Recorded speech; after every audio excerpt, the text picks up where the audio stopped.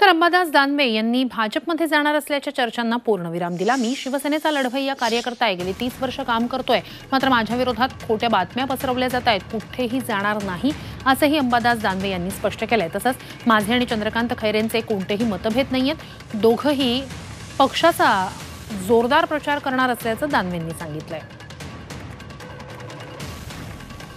मी शिवसेनेचा मला जर या सगळ्या गोष्टी करायच्या असत्या तर खूप आधी केल्या असत्या, परंतु मला असं वाटतं माझ्या मनात कोणत्याही प्रकारे असे विषय नाही।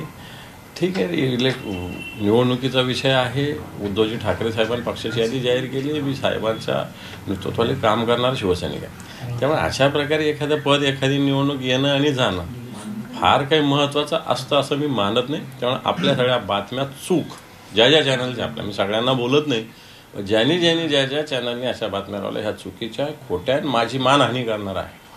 अमृत नोनी आर्थो प्लस ये एक प्रूवन फॉर्मूला है। इसमें मौजूद नोनी फल के गुण और आयुर्वेदिक जड़ी बूटियां शरीर को जरूरी पोषक तत्व देने के साथ साथ हड्डियों और जोड़ों के घिसने, उनमें होने वाले सूजन और दर्द को रोकने में मदद करता है। दर्द मुक्त जीवन के लिए अमृत नोनी आर्थो प्लस। 30 वर्षाच्या निष्ठेने काम करणाऱ्या, कामाचा अपमान करणाऱ्या असं माझं स्पष्ट मत आहे। हे पण कोणतेही मतभेद नव्हते, त्यांनी तिकीट मागितलं होतं, मी तिकीट मागितलं होतं, एवढाच विषय।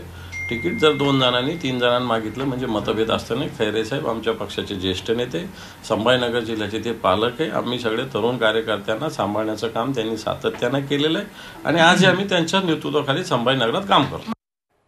तर ठाकरेंची साथ सोडणार नाही असं अंबादास दानवे यांनी पुन्हा एकदा म्हटलेलं आहे।